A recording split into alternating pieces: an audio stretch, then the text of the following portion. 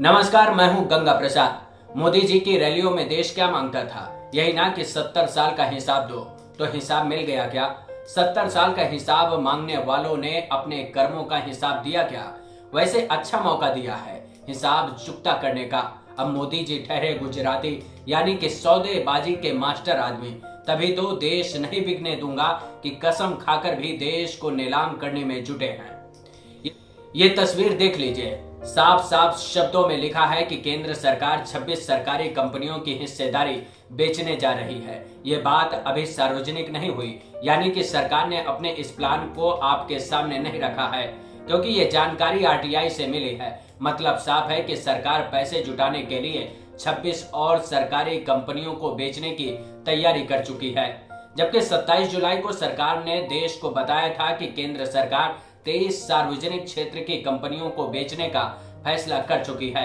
यानी कि मोदी जी की अध्यक्षता वाली कैबिनेट मीटिंग में सरकार ने तय किया कि देश की 23 कंपनियों को बेच देंगे। जिन कंपनियों को सरकार बेच रही है, उन कंपनियों को पिछले 70 साल में आपके हमारे पैसे से देश की जनता के हितों को ध्यान में रखते हुए निवेश किया गया था, जिनकी खुलेआम नीलामी की जा रही है और सरेआम बोला जा रहा है कि देश बिकने नहीं दूंगा।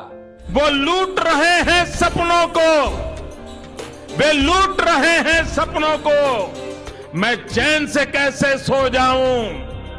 वे लूट रहे हैं सपनों को, मैं चैन से कैसे सो जाऊं। वो बेच रहे हैं भारत को, वो बेच रहे हैं भारत को, खामोश मैं कैसे हो जाऊं। मैंने कसम उठाई है, मैंने कसम उठाई है, मैं देश नहीं बिकने दूंगा।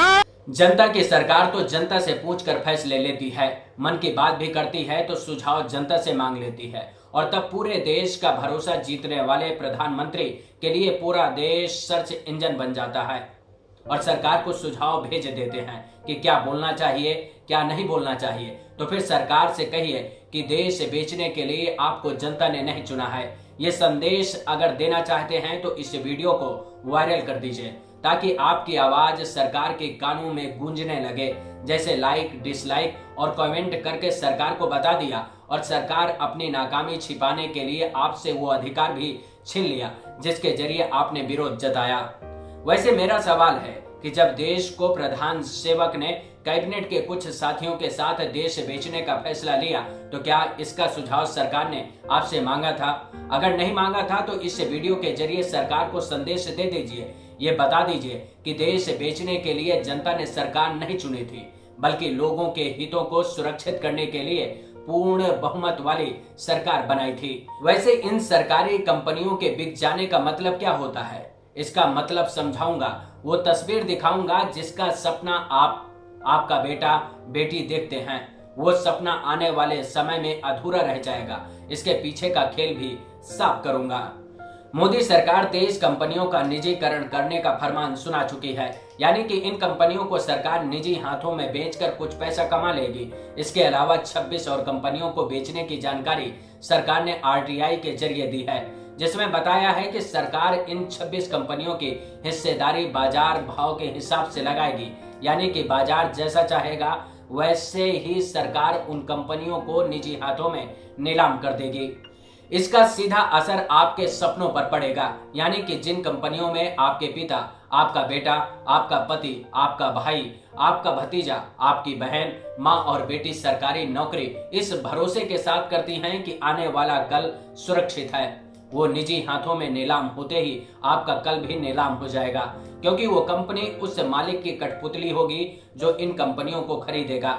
ऐसे में कंपनी जब चाहेगी तब निकालेगी, जब चाहेगी तब बंद कर देगी, और आप कुछ नहीं कर पाएंगे, क्योंकि जब बाजार में कोई खड़ा होता है तो वो एक ना एक दिन नीलाम हो ही जाता है, क्योंकि उसकी फितरत में होता है नीलाम होना, मतलब बिक जाना। अब तो समझ ही गए होंगे।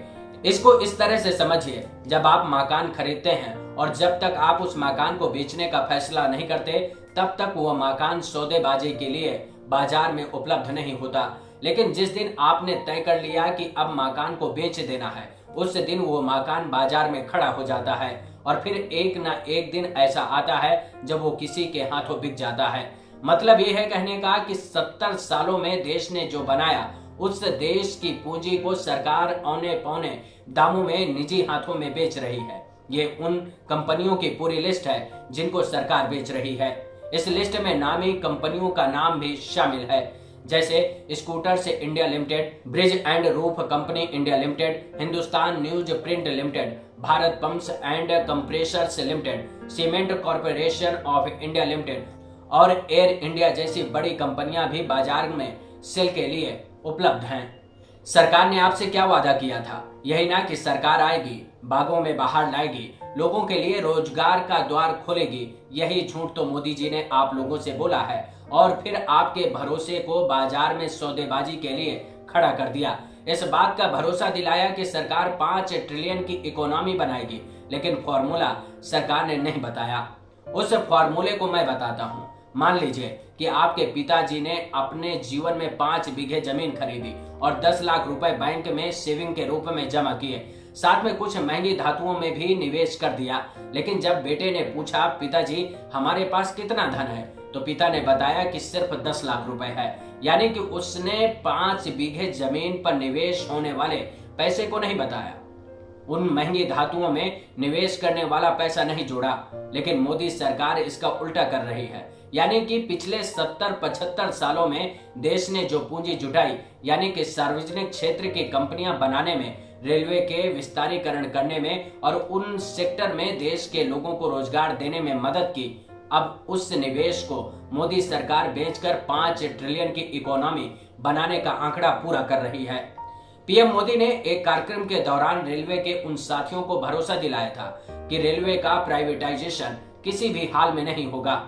लेकिन इस खबर को देख लीजिए, रेलवे में निजीकरण का रास्ता साफ हो गया है। यानी कि केंद्र सरकार ने रेलवे में निजीकरण को मंजूरी पूरी तरह से दे दी है और 109 रूट्स पर यात्री ट्रेनें चलाने के लिए प्राइवेट पार्टीज को न्योता दे दिया है। इससे 30,000 करोड़ रुपए सरकार जुटाएगी।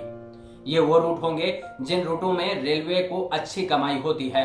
यानी कि सीधे तौर पर देश के उद्योगपति साथियों को फायदा पहुंचाने के लिए सरकार ने 35 साल का करार करने का फैसला लिया है। तब आप ये उम्मीद मत रखिएगा कि रेलवे का किराया नहीं बढ़ेगा। जब सरकार के पास है तो सरकार सुविधा शुल्क के नाम पर किराया जमकर बढ़ाया है, लेकिन रेलवे की हालात में सुधार ज्यादा नहीं दिखाई दिया। यानी कि सरकार पूरी तरह से हर सेक्टर में फेल हो गई।